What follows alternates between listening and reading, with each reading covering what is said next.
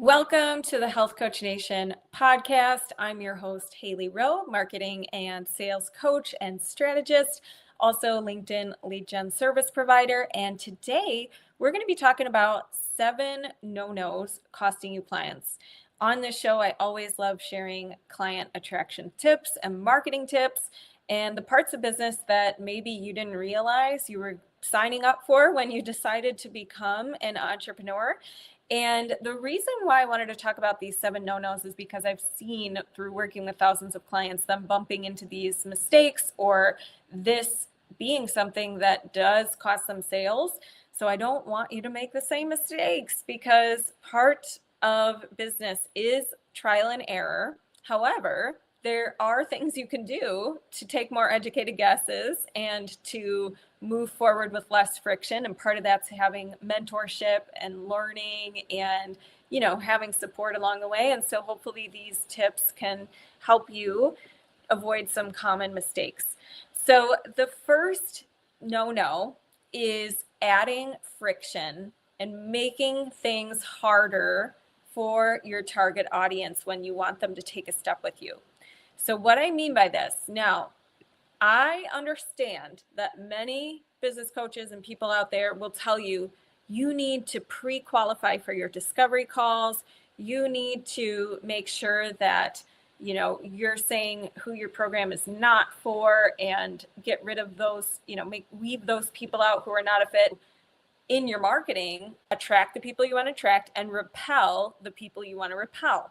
However, there are times, especially if you're on your way to your first 6 figures, which most of my clients, they're in that early stage. There's times where you actually want to get on as many calls as you can and you want to learn and you want to hear feedback and you want to get out there and you want to remove friction. You want to remove steps for people. You want to make it easy for them to want to talk to you. You want to make it easy for them to want to reach out to you. So one thing we have to consider is, are you adding extra steps where there doesn't need to be extra steps in your business and you're making it really hard for your audience to do the next step that you want them to do? So for example, on LinkedIn, I got a message from some guy who wanted me to watch a video and he sent me this video and he's like, I really want you to watch this about my business or my opportunity that I have for you. And first of all, I wasn't interested. But second of all, this is the funny part. He sends me a video where I have to put in a password to be able to watch it. And it's like 1 million steps to be able to watch it. I already don't want to watch the video. Why would I want to go type in this weird password that's really long to watch this video, right? So don't add extra steps. That's an example. The other thing you do that I've seen people do that makes things hard is to schedule a time with you. There's 7 million steps. You have a form that takes 45 minutes to complete. And there's a time and a place. Don't get me wrong. Like I said, there comes a time and a place in your business where you have to pre-qualify better, and that's fine. But for most of you listening, it will not be this stage of your business that you're in that you need to be doing that. So you want to make it easy to schedule with you. Now, that doesn't mean have no questions. You still want to know, how do they find you? Because that is extremely important information that you need to save for your marketing. And you want to know their name and you want to know their email. And you want to know their phone number so you can contact them or however you guys are connecting. But don't add 7 million unnecessary questions. You may want to ask 2, what's their goal or what's their struggle or what do they want to talk about on the call? But that's about it. Keep it simple. Don't make scheduling with you super, super hard. Same thing with your email lead magnet. If you have an email lead magnet, don't have an entire form where they have to put in their first name, their last name, their phone number, their, ton of questions, their zip code. No, just make it the name, first name, and email if we're trying to remove friction. Same thing with when you book a discovery call and you make it really hard for people to find the Zoom link, or you don't tell them how you're going to be connecting with them, or you don't send any reminder texts for the discovery call, and you make it hard for them to remember that they signed up for a call with you.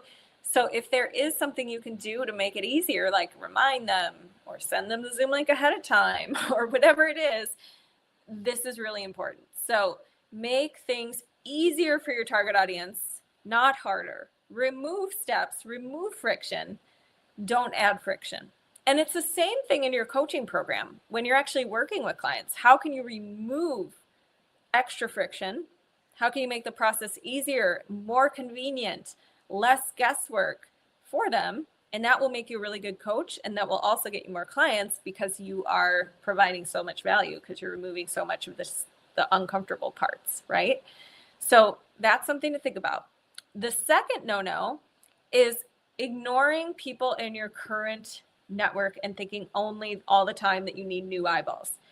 I have seen so many of my clients just not see opportunities right in front of them because they think I need something shiny, new people, new marketing method, new, before realizing there's actually a lot of opportunities in front of them where, for example, they have a opportunity where somebody they know owns a company where they could collaborate or they could speak with that person's team or something like that, or they could start a referral program for past practice clients, or they can, collaborate with somebody within their network already and form a referral partnership.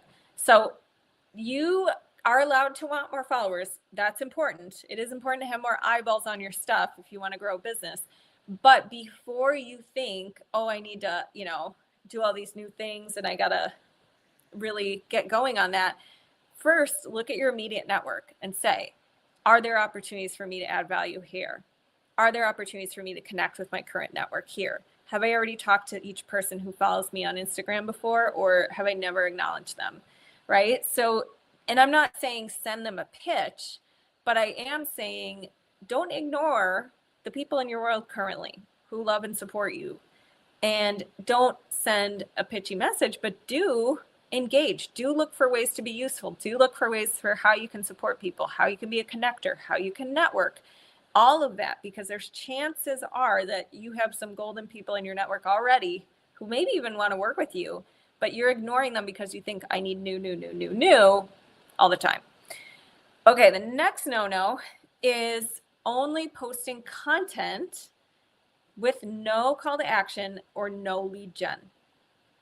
So how many of you post just to post and get it off your to-do list instead of posting with a strategic call to action, a plan in mind, a plan in how it comprehensively works with your other content that you're doing because you're speaking to different buyer types in your posts and you actually have a plan.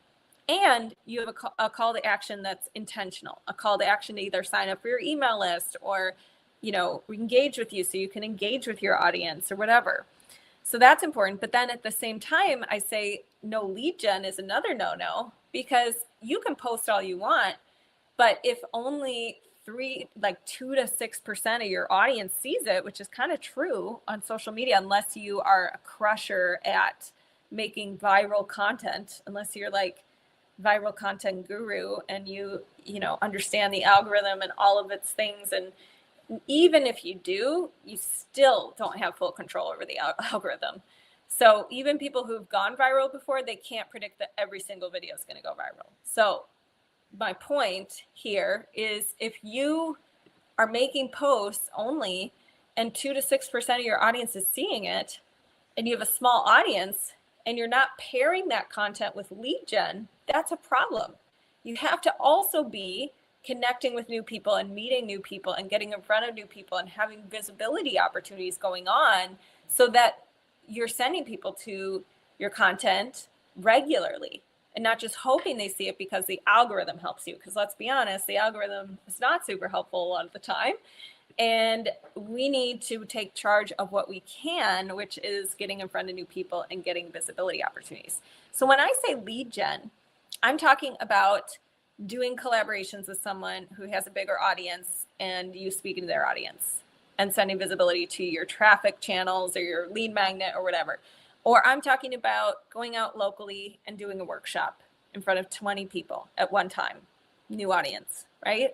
Or I'm talking about doing LinkedIn lead gen, where you send out connection requests and you network on that platform. And if you want my class on that, it's at haleyrowe.com/LinkedIn. And I take you through how do you do LinkedIn lead gen. Or I'm talking about going on a podcast and sharing at the end how people can connect with you. Or there's many different forms of lead gen, but the point is you don't just post content and that's it. You have to also do lead gen with the content. Another big no-no is avoiding AI. AI is here. It is a part of our world. And if you're not using it as a tool, you may get behind compared to other people who are using AI. So what I mean is, I don't think, let's be real, we've all seen the content where people made AI content and we can tell. And it's like the one that I know now that I've actually been guilty of, because I normally read it and I'm like, this is pretty good. But then I'm like, oh, this totally sounds like AI.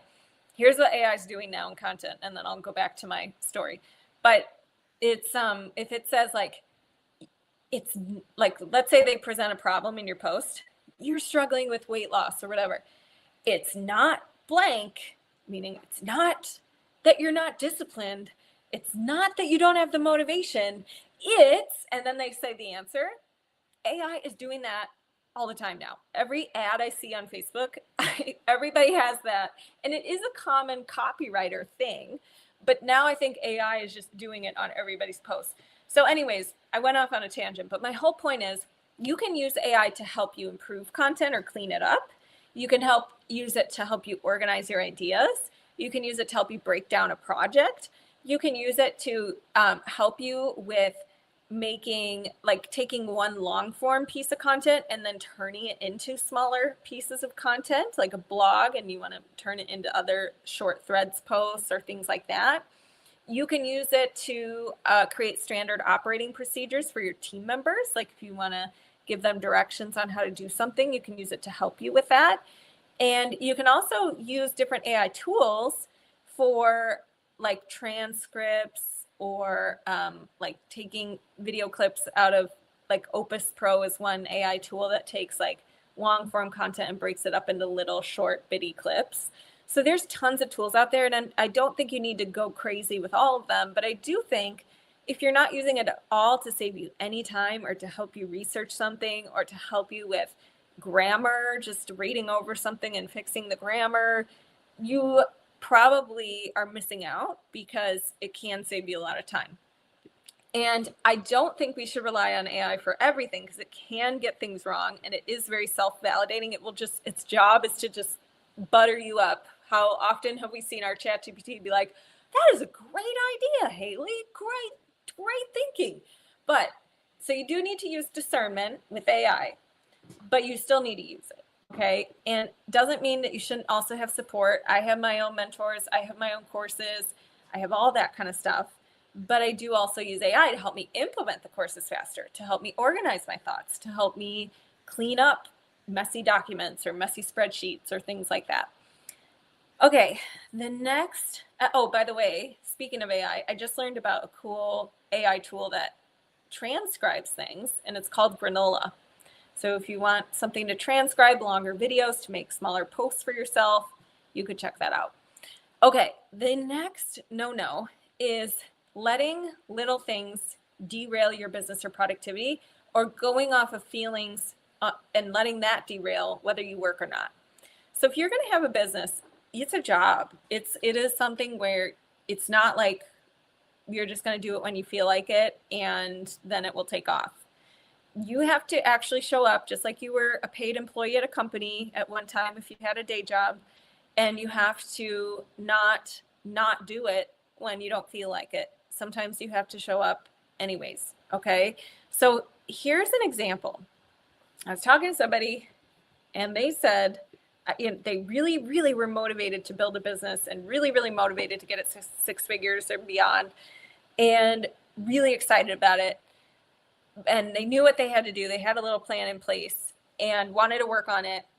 And then I said, how is it going? And they said, well, the weather has been really bad. And so I just haven't been working on my business. And I was like, what does the weather have to do? Now, I get that there's like seasonal depression and all that kind of stuff. And I'm not talking about that. If you have that and you need to get support, do that.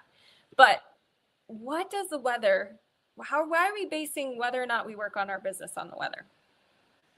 Really? Like, why are we a victim to the weather? And that's going to determine if we're a successful business owner or not, or if we show up for our business or not. How are we going to move forward if that's what we base our decisions off of? Same thing with little things. Like if you get a no or you get a no response, that one no response cannot be something that you dwell on for 6 weeks before you take any other actions. That one discovery call can't be the thing you put all your eggs in one basket on, because that's a lot of pressure for that person, number one, and that's icky. But number two, you're creating no other opportunities for yourself. So we cannot let these little things or one thing at a time be like what determines if what we're working on or how we're continuing in our business or how we're showing up consistently. We need to show up consistently no matter what. And it may look different on certain weeks. If you have more going on one week, yeah, you might work a little less in your business, but you're still showing up, and you're not basing whether or not you work on your business on the weather or on if you felt like it or on if, if everything's perfect and no emergencies have come up. Emergencies are going to come up, and we have to learn how to still have a job just like you would at a day job, but your business is now in place of that. How do we still have a day job and work our job when life gets lifey? And again, it may take different flavors. It may take different seasons where we're in more of seasons of push versus patience versus we're just in a maintenance phase versus we're in a growth phase. That's all fine. But don't let little things cause you to be derailed in your business for weeks at a time. Recover quickly from rejection. Recover quickly from a no response. Be able to not let the weather dictate whether or not you work on your business. And the other thing that we cannot do, that's a big no-no, is overthinking every step and adding much more emotional drama to neutral things than there needs to be, okay? So your job is to shorten the gap between a challenge and a solution and knowing you need to do something and doing it. Your job is to shorten that gap between I know I need to do this and doing it. But what prolongs the gap is when you're like, well, I don't know what people are going to say. I don't know if people like me. I'm overthinking this. I'm whatever, right? And then it prolongs the gap. But your job, if you were just neutral and decisive, would be, I'm going to do this. I'm going to see how it goes. And then I'm going to iterate, or I'm going to, keep refining and improving. And that is how you build a business. So set yourself up for success by understanding your brain's going to try to talk you out of so many things. Your brain's going to compare, your brain's going to overthink, your brain's going to say it's overwhelmed. And your job is to shorten that gap between the overwhelm or the feeling stage and saying, yes, that's okay, and I can still do this. Or finding a way to coach yourself through that quickly so that you get into an emotion where you can take action from, an empowered emotion that you can take action from. And that's what, if you're a coach, you are your own best first client, right? Because that's what we do as coaches, is we help our clients do the things they say they want to do, but they're not doing. And so you have to be a master of doing that for yourself if you're going to ever coach someone well, right? Okay, the next thing that's a big no-no in business is wanting everything to be easy and passive. You're just setting yourself up for disappointment, okay? So here's the thing. If you're building a coaching business or an online business, nothing is ever passive at the start. I don't care if you set up a course or someone tells you can set up a passive income stream. That's great, you can, but it all starts with action, and it's never not any work. So the sooner you can let go of trying to avoid work, the faster you're going to move, okay? And the sooner you can let go of thinking you need to know how everything's going to work out before you take the action, the sooner you'll actually move forward and make the progress you want. Versus if you need to know it's going to go a certain way, you will never do it. And you will never create the result you want because you're so, you're not doing anything, obviously, and you just have the wrong attitude, in my opinion, about it, okay? So everybody wants to, there's a Hippocrates quote I'm going to read you really quick. Everybody wants to heal until the medicine shows up in the form of discipline. Okay, so what do we mean by this? We all want a 6-figure plus $1 million whatever business. We all want flexible schedule. We all want amazing clients, and every single one of them are perfect, and we love every single one of them. We all want that. But then when we realize the steps to get there, or the things we have to try to get there, and the medicine shows up in the form of discipline, the path shows up in, I got to learn how to develop new skills. I got to learn to do things I've never done before. I got to be willing to be uncomfortable. I got to be willing to take emotional and financial risks. When we see that, then suddenly we're like, oh, is healing really what I want in this Hippocrates example, right? So what we need to do is we need to, if you've ever watched the Taylor Swift documentary, she talks about how everybody wants success or wants a tour like she had, but nobody wants to acknowledge or do the work that it took her to get there, to create that, right? So same vibe as the Hippocrates quote. So if we want to build our business, the sooner we can let go of the fact that there is no perfect path, there is no magic fix, there's just showing up consistently, refining, evaluating, reiterating, refining, repeating the pattern, et cetera, until it works, the sooner we'll be happy in business, content, meaning we're not we're not searching for something we don't know. We're not in this thing of like, I need the magic fix, and if I can't find it, I'm going to give up. We're just here, and we're going, and we're growing, and we get to our goal because we're just like, oh, I know there is no magic fix. I know it's just about continuing to show up, continuing to evaluate, continuing to refine and improve. And I know that it's a series of steps, and I am lucky that I get to, it's a privilege to be a part of this journey and to grow in this journey and to become my best version of myself in this journey and to put myself in challenging situations so I can grow. That's what I think leads to happy business owners. What leads to unhappy business owners is thinking there's some magic fix I'm missing out there and I don't know the answer and I have to crack the code. And, there's this perfect path and I'm not going to take action until I know what that is. And then you get stuck, right? Okay, the next no is not reflecting weekly and not tracking. Okay. I just said on an inner circle call tonight with my clients this is my program where we take you from A to Z in your business, meaning we create your first offers and message, we get it out there, you book clients, you book discovery calls, you do your first sales calls with confidence, all of that. And I just said on that call, if you take nothing else from this program, the one thing I want you to still do in your life when you're 85 years old is evaluate every week with the questions we use in our weekly evaluations, which is like, what did I accomplish this week? What went well? What didn't go well? What do I want to improve next week? What were my lessons or observations this week? And that is so powerful if you want to book your next clients, because if you never take the time to evaluate what you're doing, you're just going to keep doing and throwing spaghetti at the wall and not knowing what you need to refine and improve. So we need to go through the reflection and we need to trust ourselves that we have answers that we can discover when we do a reflection. And we also need to track our metrics that are important to us. So anything you want to improve, you want to track. So if you want more clients, you need to start tracking how many new people am I meeting every week? How many offers am I making every week? How many invites to my freebie, if I have a freebie, am I mentioning or offering each week? Those are some key numbers, right? Or did I evaluate my discovery call and see what did I do well? What did I not do well? Where can I get better next time? You got to track that kind of stuff. And if you want to know just some things that I've tracked throughout the years that have really helped me stay on task, I've tracked sleep hours for myself when I want to form better sleep habits.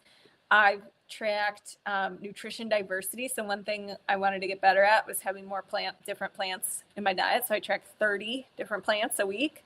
I also have tracked my marketing minutes, meaning how many offers or connections am I making for collabs?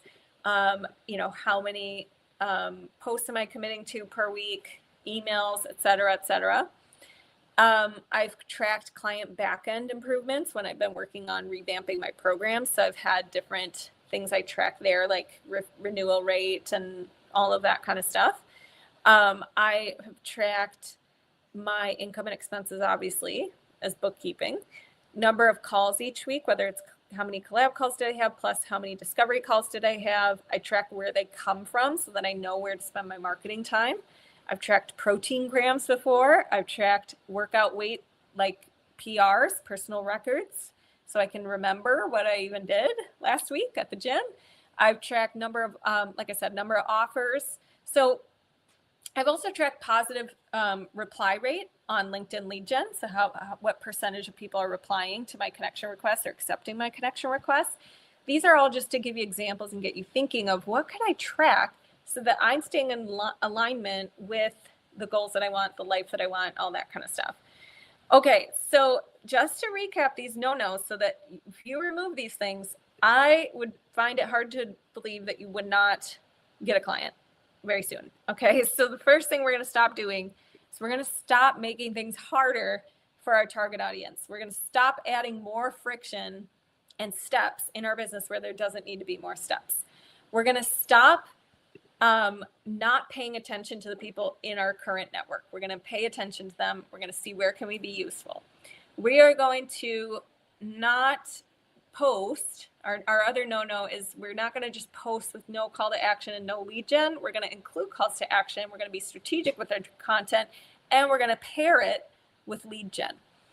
We're not going to avoid using AI. We're going to embrace it, and we're going to find ways we can use it to help us. We are not going to let the little things derail us in our business or our productivity. We are going to actually